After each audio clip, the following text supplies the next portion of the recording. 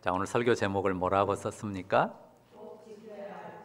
꼭 지켜야 할 것 그랬는데 14절을 한번 다시 한번 읽어볼까? 14절만 한번 다시 읽습니다. 시작. 우리 안에 거하시는 성령으로 말미암아 네게 부탁한 아름다운 것을 지키라. 자, 여기 지키라는 말은요, 영어의 가드, 우리가 보디가드 할 때 그 가드, 지키는 사람, 지킨다는 뜻이죠. 또 keep, 잘 간직한다, 그런 뜻의 원어입니다. 그러니까 뭘 지키고 수호하는, 보존한다는 뜻이죠. 자, 꼭 지켜야 할 것, 이렇게 제목도 썼는데요, 여러분도 지키고 싶은 것들이 있죠. 한번 생각해 보세요. 내가 꼭 지키고 싶어 하는 게 뭐지? 뭘 지키고 싶습니까? 내 삶에서 내가 꼭 간직하고 지키고 싶은 것도 있고요, 나는 뭐 별로 그렇게 지키고 싶은 것 없어. 그런데 내 사랑하는 내 자녀나 누구에게는 정말 꼭 이것만큼은 지켜주고 싶어. 이런 것도 있을 수 있습니다. 자, 바울 사도를 통해서 이제 디모데에게 그리고 우리에게 주시는 오늘 권면의 말씀은 바로 이것입니다. 우리 안에 거하시는 성령으로 말미암아 네게 부탁한 아름다운 것을 지키라. 우리 안에 거하시는 성령으로 말미암아, 원어에는 이 말이 뒤에 있어요. 네게 부탁한 아름다운 것을 지켜라. 우리 안에 거하시는 성령을 통해서, 이게 원어의 순서이긴 한데요. 자, 여기에 아름다운 것, 무엇을 뜻할까요? 무엇일까요? 여기 말하는 아름다운 것은요, 바울이 디모데에게 부탁한 아름다운 것은 다른 게 아닙니다.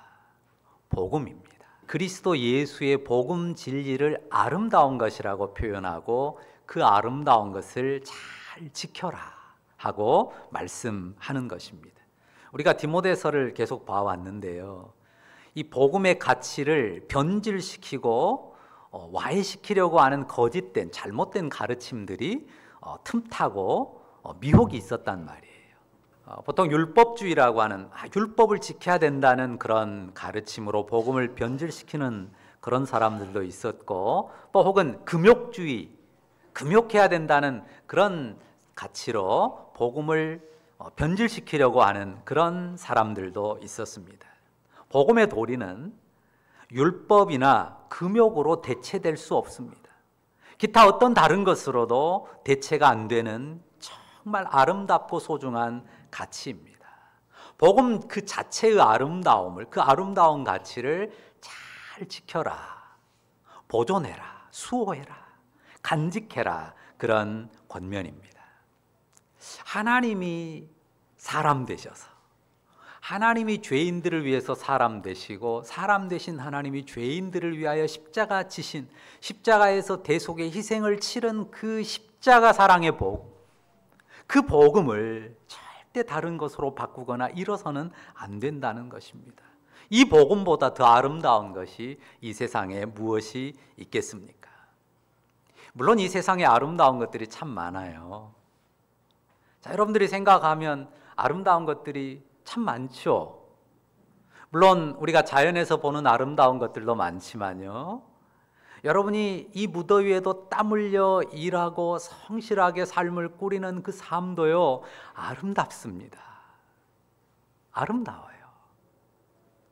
또 더러는 참 몸매 늘씬하고 얼굴 이쁘고 거기에다가 옷도 아주 고급스럽게 입고 액세서리까지 잘 단장한 그런 여인네를 보면 아름답다 생각이 됩니다.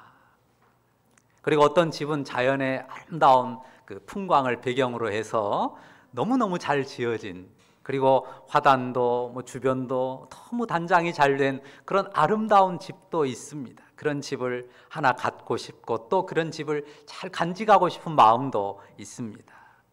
이것이 아름답다, 저게 아름답다 할 것들이 이 세상에 참 많아요.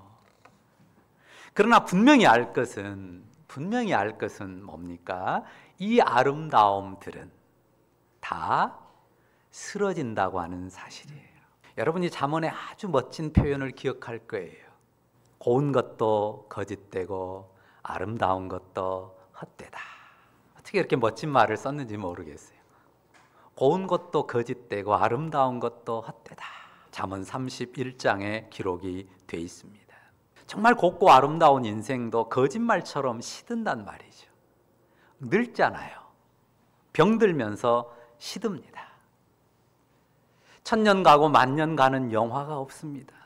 100년, 200년도 가기가 어렵습니다. 사람들이 지키려고 하는 게 참 많은데요.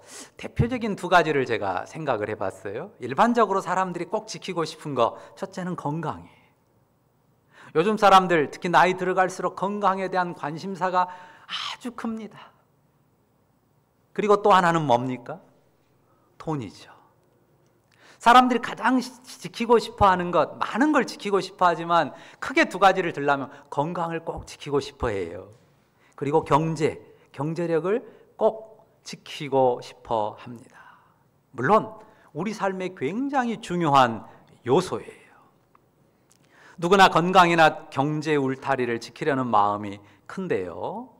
그런 마음을 절대 폄하해서는 안 됩니다. 그걸 비난해서는 안 돼요. 진지하게 우리의 건강도 우리의 경제도 진지하게 대하고 다루어야 맞습니다. 그런데 그 가치를 제대로 알아야 되죠. 그 가치를 제대로 알고 상대적인 가치를 그 상대적으로 결국은 허물어지고 쓰러질 수밖에 없는 그 상대적인 것을 절대화하지 않도록 조심해야 된다는 것입니다. 건강도 재물도 소중하고 필요한데 무엇을 위한 겁니까? 무엇을 위해 건강을 챙기고 무엇을 위해 재물을 챙깁니까? 뭐가 중요해요? 생명이잖아요. 건강을 잘 챙기려는 것은 자기의 생명, 또 재물도 자기의 생명을 위해서 챙기려는 것입니다. 생명을 잃으면 어떻게 됩니까?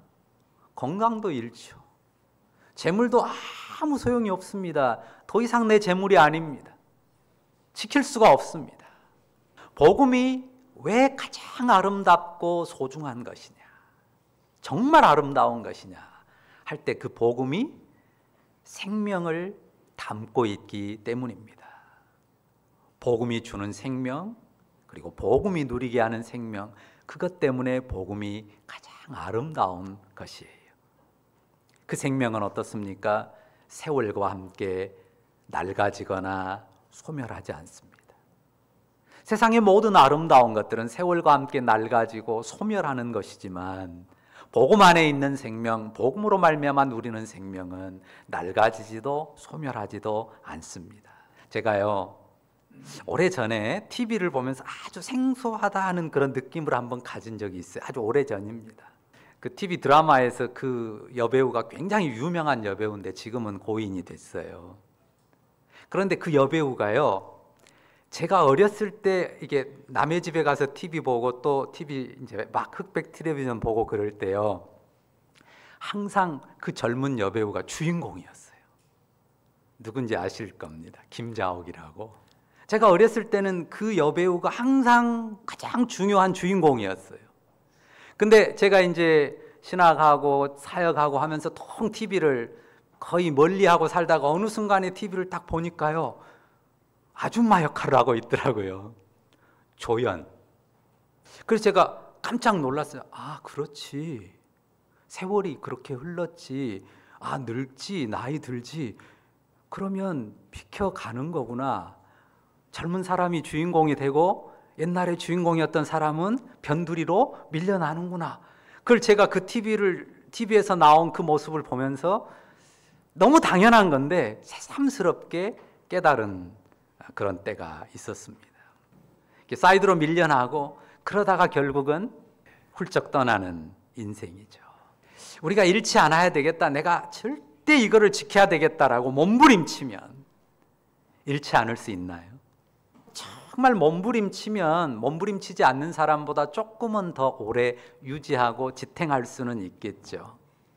그렇지만 결국은 쓰러지고 잃게 되고 놓고 가게 됩니다. 복음이 아름다운 것이고 반드시 지켜야 될 가장 아름다운 것인 이유가 뭐라고요? 그 복음 안에 뭐가 담겨 있어요? 생명. 어떤 생명이요? 영원한 생명이 복음 안에 담겨 있기 때문입니다. 여러분이 여러분의 삶에서 지키기 원하는 것들도 잘 지키면 좋겠어요.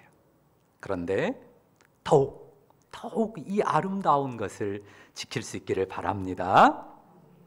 이 아름다운 것도요, 때로는 환경에 눌립니다. 그리고 그것에 막 덮여가지고 아둥바둥할 때도 있습니다. 항상 기쁘도다 평화만 있는 건 아닙니다. 오늘 본문에서 우리가 이미 여러 번 살폈지만 바울도 어떤 형편에 처해 있어요? 감옥에 갇혀서 온갖 고초를 겪고 있는 상황이란 말이죠. 디모데뿐만 아니라 다른 성도들도 그런 상황에 언제든 노출될 수 있고 그런 역경에 들어갈 수 있습니다. 그러나 이 아름다운 것은요, 이 혹독한 여건이나 상황을요, 뚫고 일어납니다. 믿으십니까? 이 복음의 아름다움, 그 안에 담긴 생명의 아름다움은 정말 혹독한 그런 상황과 여건을 능히 뚫고 일어납니다. 오늘은 제가 한 사람 이야기를 하려고 그래요. 리차드 범브란트라고 하는 루마니아의 목사님이 계셨어요. 2001년인가 돌아가셨는데요. 이름이 뭐라고요? 리차드 범브란트. 리차드란 이름은 보통 흔한 이름이잖아요. 이 동유럽이 소련 영향으로 대부분 공산화될 때 루마니아도 공산화가 됐습니다. 공산주의자들이 가장 먼저 박멸하려고 하는 게 기독교거든요. 그러니까 교회를 와해시키기 위해서, 교회를 박멸하기 위해서 교회 지도자들인 목사님들을 가장 먼저 잡아다가 고문하고 옥에 넣고 거의 아주 심한 박해를 했습니다.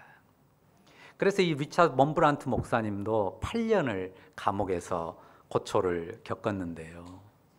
대접하는 그런 감옥이 아니잖아요. 춥고 배고픈 것은 기본이고 숱한 고문, 온갖 고문 이어졌습니다. 신앙을 빼앗으려고, 신앙을 와해시키려고, 유물론 사상으로 뒤엎어 놓으려고 온갖 방법을 다 사용했습니다. 그들이 정해준 시간표가 있죠.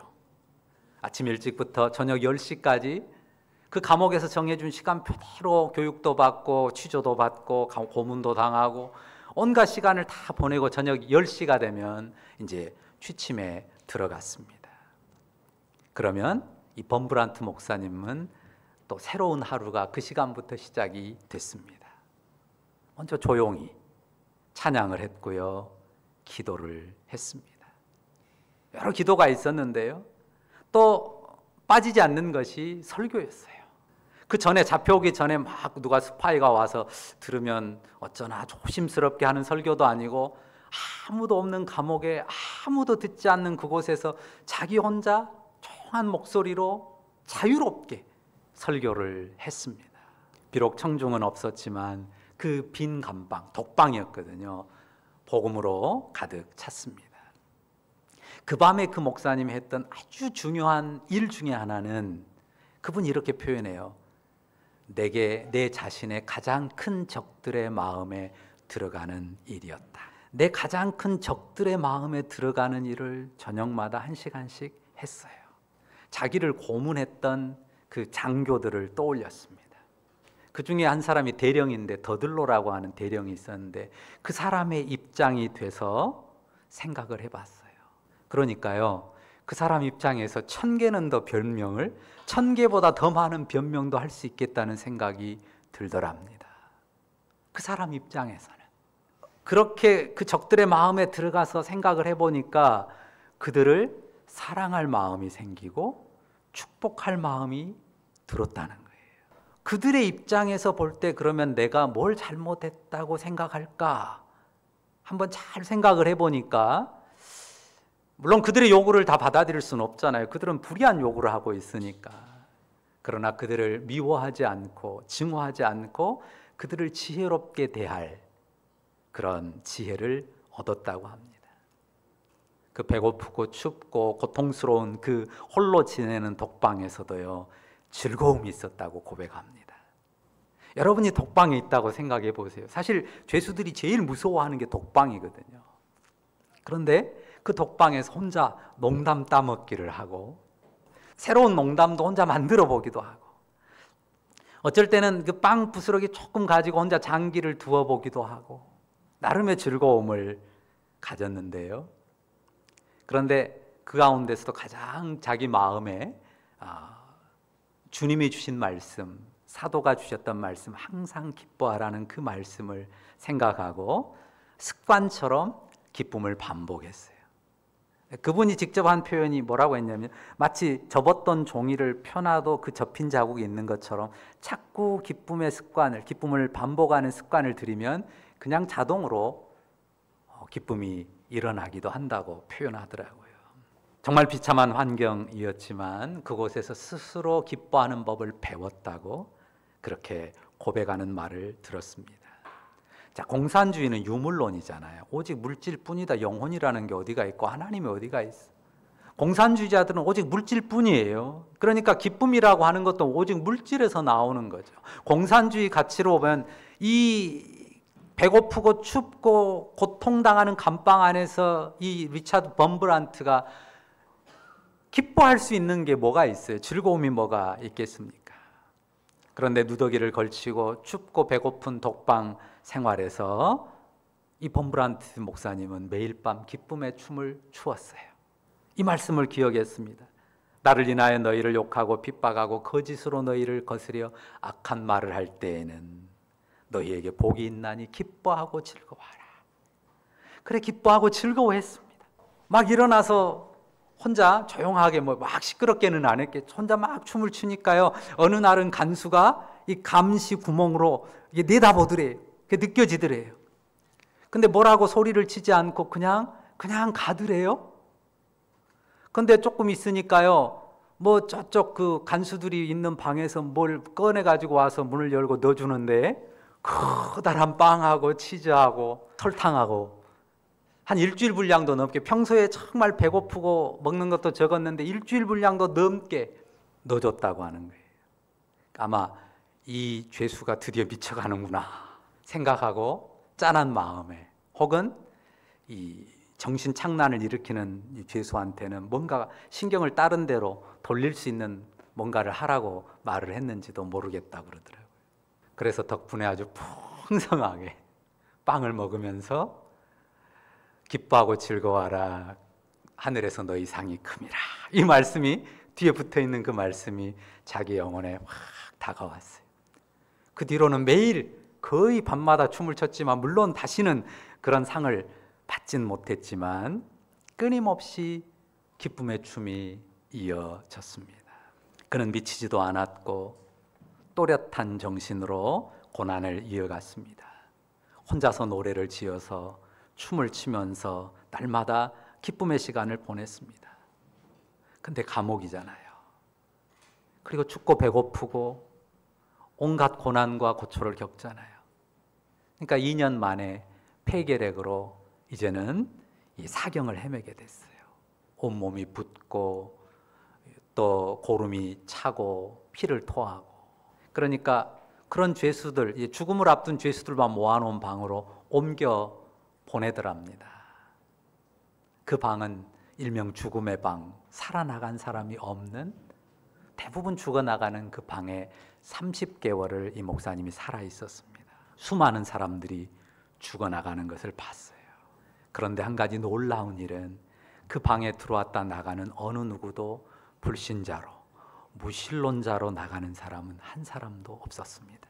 파시스트도 들어왔고 살인범도 들어왔고 도둑도 들어왔고 가난한 농부도 들어왔고 온갖 사람들이 감옥에서 고초를 당하다가 결국은 죽을 몸이 돼서 그 방으로 왔는데, 그 방에서 과거의 믿음을 거절했고 불신자로 살았던 사람들 모두가 돌이켜서 주 예수님을 믿고 평안히 죽음에 들어갔다고 하는 것입니다. 리차드 범브란트 안에 있었던 아름다운 것, 리차드 범브란트의 영혼을 즐거움으로 기쁨으로 지켰던 그 아름다운 것이 다른 사람들에게 흘러간 거죠. 그래서 그들도 그 아름다운 것을 흘려받아서 그 아름다운 것을 지킨 영혼으로 인생의 마지막 요단 나루터, 그 여린 물길을 건너서 천국에 들어간 것입니다. 우리가 가장 소중하게 지킬 것이 아름다운 것이고 그 아름다운 것은 복음이라고 했는데요. 단순하게 이 복음의 체계가 아닙니다. 이론이 아닙니다. 중요한 것은 우리가 리차드 먼브란트에게서 보고 바울에게서 보고 또 수많은 믿음의 선진들에게서 보는 것처럼 그 복음에 살아있는 생명력이에요. 지키라고 하는 게 단순하게 복음의 체계, 복음의 어떤 지식, 교리를 지키라는 게 아니죠. 물론 그것도 포함되겠지만 정말 중요하게 지킬 것은 복음의 생명력이라는 말이죠. 복음이 생명력을 잃고서 교리와 신학으로만 남는 경우도 얼마든지 가능합니다. 우리에게도 복음이 율법처럼 그냥 율법처럼 남을 수도 있고요.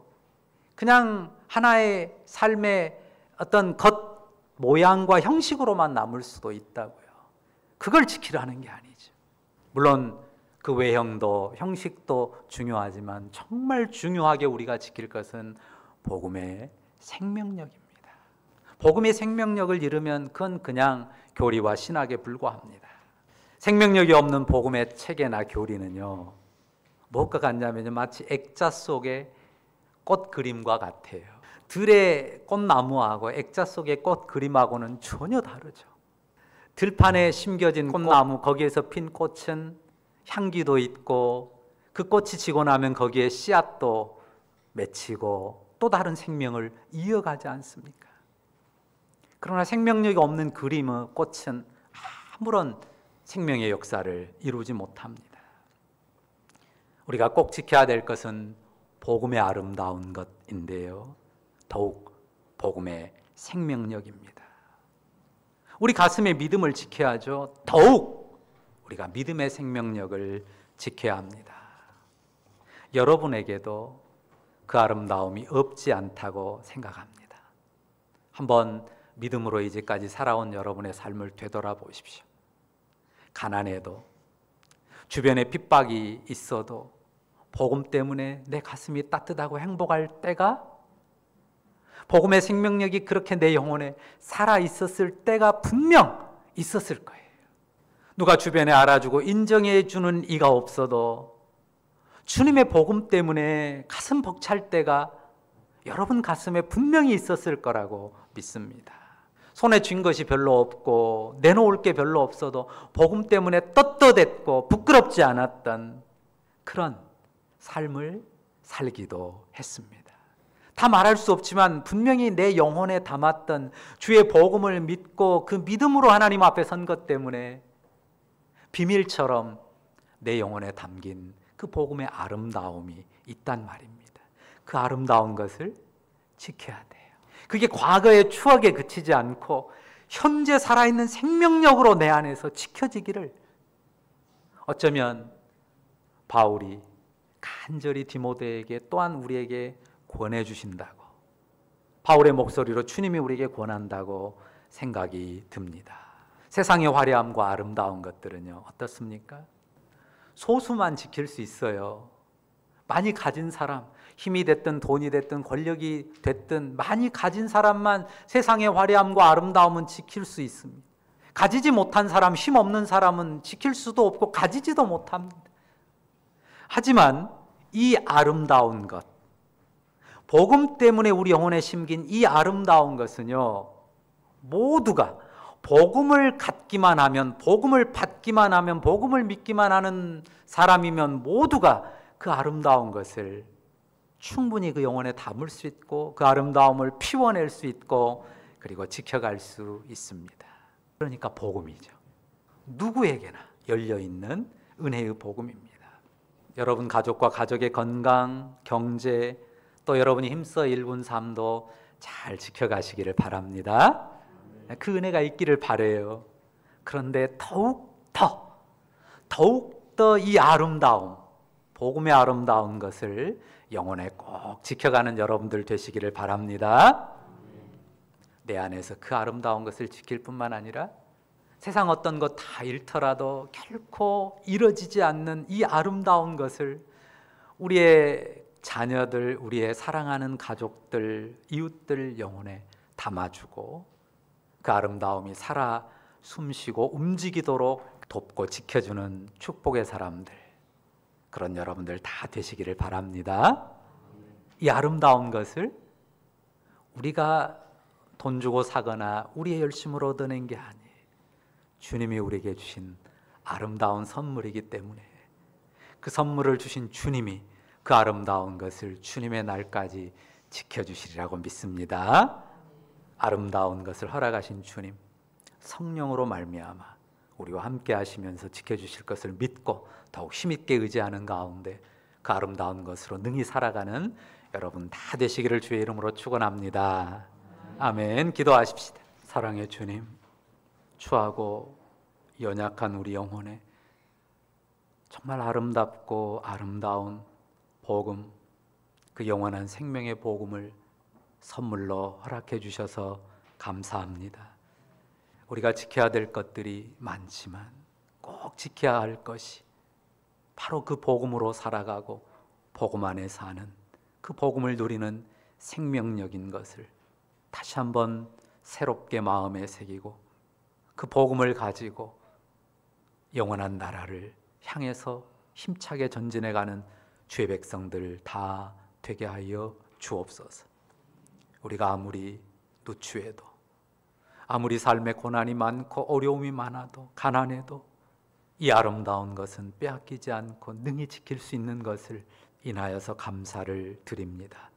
이 아름다운 것으로 영혼을 더욱 아름답게 하고 능하게 하는 그 복음의 생명력으로 살아가는 우리 모두가 되게 하실 줄 믿고 감사드립니다. 예수님의 이름으로 기도합니다. 아멘.